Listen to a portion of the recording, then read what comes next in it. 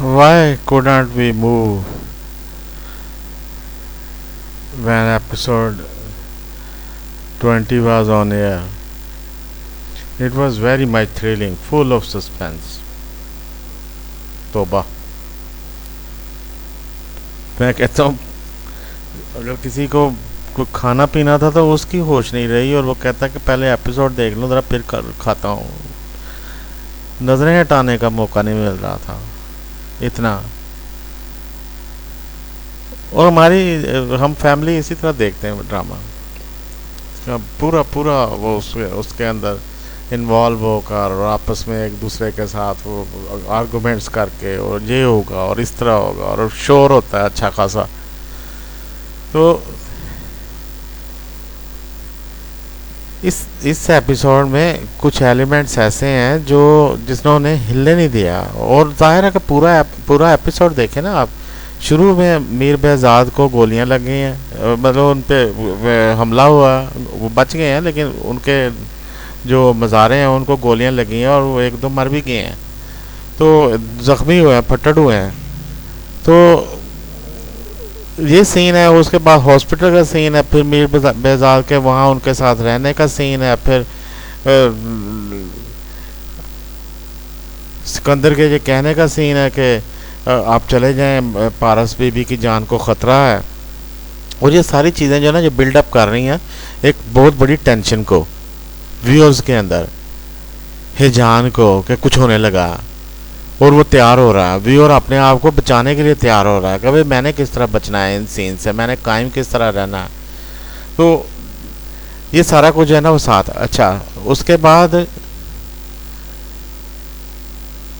जो कमाल के सीन है ना डायरेक्शन के हवाले से, वो है उनकी प्लानिंग के सीन बाप बेटे के। आफताब जितना डरा हुआ है, सहमा हुआ है, वो सारा खौफ और डर उसने व्यूअर्स के अंदर पैदा कर दिया। मामू मार देंगे। अच्छा, मामू मार देंगे। मामू ने बेचारे ने भी वैसे कुछ किया नहीं है अभी तक, 20 एपिसोड हो गए। तो एक आध बार वैसे राइटर को डायरेक्टर को दिखा देना चाहिए था मामू की असलियत। लेकिन चलें इस पर बात करते हैं। तो वो जो दोनों बाप बेटा नदीम और आफताब जो आपस में खिचड़ी पका रहे हैं, तो वो व्यूअर्स तक पहुंच रही है, उसकी टेंशन व्यूअर्स तक पहुंच रही है।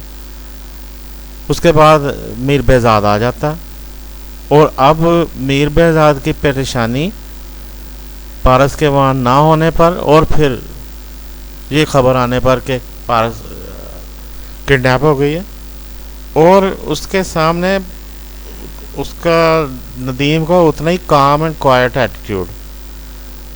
अब ये दोनों मिलकर व्यूअर्स के अंदर एक ऐसी टेंशन फैला रहे हैं, एक ऐसी टेंशन को हाई लेवल पर ले जा रहे हैं जिसका किसी को अंदाज़ा नहीं है कि क्या होगा।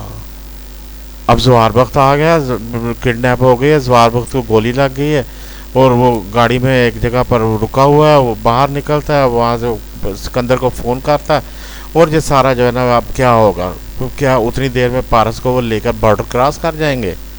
क्या होगा, पारस को कहाँ लेके जाएंगे? अब ये सारी जो टेंशन है वो व्यूअर्स में है। अब इस सारे माहौल में जब जवार बख्त चेज़ कर रहा है उसकी गाड़ी को, पारस बेहजाद की, और ये खातून जो है ना ये अंदर उसको काबू करने की कोशिश कर रही है और दोनों के दरमियान एक दो बार पिस्टल छीनी है। एक बार पारस बेहजाद ने उसकी पिस्टल छीन ली है।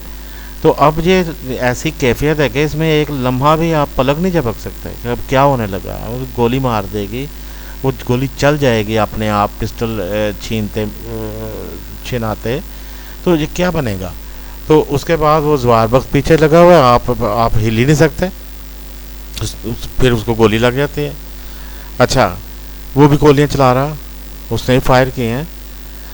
तो ये सारा जो सीन था, ये सारा जो एपिसोड था, इसमें आपने देखा है कि हाई लेवल पर टेंशन इंक्रीज़ हुई है और राइटर और डायरेक्टर व्यूअर्स को ट्रांसफॉर्म कर गए हैं एक ऐसे लेवल से जो मोहब्बत के सीन्स थे उससे निकाल कर एक खौफ और राज के सीन्स में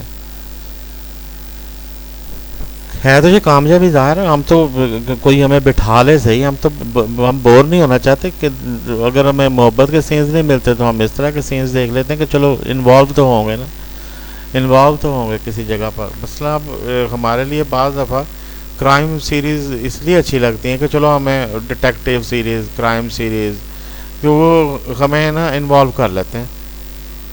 वैसे लव स्टोरी हो वो भी इन्वॉल्व कर लेते हैं, लेकिन मोस्टली अगर आप इन्वॉल्व नहीं होते तो आप दरमियान से उठ पड़ते हैं, कोई और काम शुरू कर देते हैं, तो वो एक टाइम भी ज़ाया होता। मतलब आपको कुछ भी नहीं मिलता ना, आपके इमोशनल एंटरटेनमेंट नहीं होते।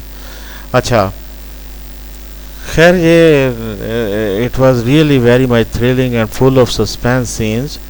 और इसमें एक्टिंग अच्छी की है उसने, अपने मोमना इकबाल ने, पारस बेहजाद ने, नो डाउट। और ये जो लेडी साथ आई हैं बॉस के कहने पर, वहाब दुरानी के कहने पर, अच्छा डायरेक्शन के हवाले से ये एहतियातें अच्छी हैं कि फैमिली ओरिएंटेड चीज़ें बनाएंगे ना। अगर आप फैमिली ओरिएंटेड नहीं बनाएंगे तो फैमिली देखना बंद कर देगी, तो फिर आपके व्यूज़ ख़त्म हो जाएंगे और सारे लोग अपने अपने लहाफों में, कमरों में जाके देखेंगे। तो इसलिए हमें फैमिली ओरिएंटेड चीज़ें बनाना जो है वो बनाते रहना चाहिए। ये अच्छी बात है कि इन्होंने किसी मेल को इस सारे सीन में शामिल करने के बजाय फीमेल को किया है, और पहली बार किया है। वो अब्दुल ने इससे पहले किसी फीमेल को नहीं दिखाया आपने ऑफिस में या वर्क प्लेस पर या कुछ। और वो बार बार कहता है कि ख़बरदार अगर उसको कोई नुकसान पहुंचा जाए उसको, तो ये भी एक अच्छी बात है। ठीक है, वो उसकी वो केयर करता है और वो मोहब्बत करता है और इसलिए उसने कहा होगा। लेकिन ये डायरेक्शन का भी कमाल है कि डायरेक्शन ने किसी न किसी हवाले से इन चीज़ों को निकाल दिया सीन से।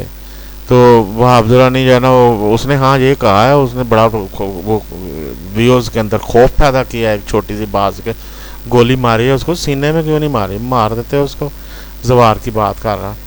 तो ये उसका जो डायलॉग है वो बेदरेक किस्म का, यानी सफाक किस्म का इंसान है, कहता मार देते गोली उसके सीने में, कहाँ से आ गया। तो इस तरह हम देखते हैं कि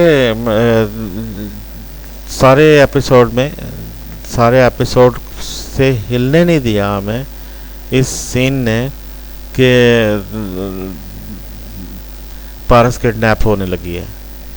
और आखिर में जब वो आके अनाउंस करता है कि पारस बेबी किडनैप हो गई, तो वो अब्दुल्ला ने जिस तरह ब्रोकन हो के वो एक समत में बैठ जाता है, वो सॉरी मीर बेहजाद, तो it was a real shock for him. तो no doubt it was a very very successful episode. और इसकी सक्सेस का लेवल, मोहब्बत के सीन्स और उसके अंदर फिर ये टेंशन और थ्रिल के सीन और इस तरह सस्पेंस वाले एलिमेंट्स और ये सारा कुछ है, अच्छा खासा एक्शन है नो डाउट इस सीन में, इस एपिसोड में देर इज़ एन एक्शन। हाँ, मैं अगर बनाता तो मैं ज़रा ज़्यादा एक्शन दिखाता, मुझे पता है कि व्यूअर्स पसंद करते हैं। खैर उनके पास लिमिटेशंस होंगी कि भाई इतना ही दिखा सकते हैं आप, गन्स वगैरह का यूज़ नहीं दिखा सकते होंगे, तो मैं नहीं दिखाता। अपने रिव्यूज़ में नहीं गन्स वगैरह दिखाने से ज़रा कतराता हूँ कि नहीं ये इसको रहने देते हैं। तो हो सकता है उनके पास इतनी लिमिटेशंस हो कि भाई इतना ही दिखा सकते हैं, शो कर सकते हैं, तो इसलिए नहीं दिखाते होंगे। लेकिन खैर अगर इजाज़त होती तो मैं वो जो मीर बेहजाद पर हमला हुआ गोलियों का, मैं उसको ज़रा ज़्यादा, मीर बेहजाद को भी उसमें इन्वॉल्व दिखाता और सिकंदर को भी पिस्टल्स निकाल के, वो कम से कम 10-15 सेकंड का तो सीन ऐसा होता कि वो पिस्टल निकालते हैं फ़ौरन और वो आगे जवाब देते हैं उसको, उनके साथ अपने मज़ारों के साथ मिलके। तो वो सीन दिखाया जा सकता था। अब इसमें ज़वार बख्त को थोड़ा दिखाया, लेकिन वो ज़्यादा दिखा सकता था। वो जिस तरह हॉलीवुड मूवीज़ में होता है कि वो गाड़ी की अपनी ड्राइविंग स्किल्स भी उसके दिखाते हैं ना, वो कितना ज़वार वक्त को जैसे जितना बड़ा पेश किया है ना, जिस तरह मीर बेहजाद को, तो उतना दिखाया नहीं है। ये पता नहीं डायरेक्शन की शायद कमज़ोरी हो कि भाई उसको उसको शूटर और फाइटर दिखाएं। ठीक है वो मूवीज़ का सीन होगा, रियल नहीं लगेगा, लेकिन रियल लगेगा क्योंकि वो काम ही उसका ये है, वो बॉडीगार्ड है। तो अगर वो शूटर नहीं है तो क्या उसके बॉडीगार्ड होने का फिर फ़ायदा, अगर गोली नहीं चला सकता तो हमें चलो ठीक है टांगों में मार दे, जख्मी कर दे, टायर बस्ट कर दे, लेकिन हमें पता होना चाहिए कि इज़ अ गुड शूटर। और ये क्या वो कमांडो की तरह कोई उसका एक्शन भी हो, वो 5-10 बंदों को पलटा सकता है। तो अभी तक नहीं दिखाया गया ये इसमें ऐसा, जवार बख्त का कोई एक्शन नहीं दिखाया गया। तो बस उसका एक पहुंचाया गया रोब और दबदबा पहुंचाया, टैक्का पहुंचाया गया, लेकिन दिखाया नहीं गया जिस तरह मीर बेजार के साथ है। और ये कुछ डायरेक्शंस की मेरे ख्याल में लिमिटेशंस हैं शायद। Anyway it was a good piece of art जो हमें ये एपिसोड दिखाया गया, और मेरे ख्याल में काफ़ी अरसे तक जो नौजवान हैं उन्हें उनके लिए ये काफ़ी अरसे तक याद रहने वाली चीज़ है। Thank you so much for your watching. अल्लाह हाफिज़।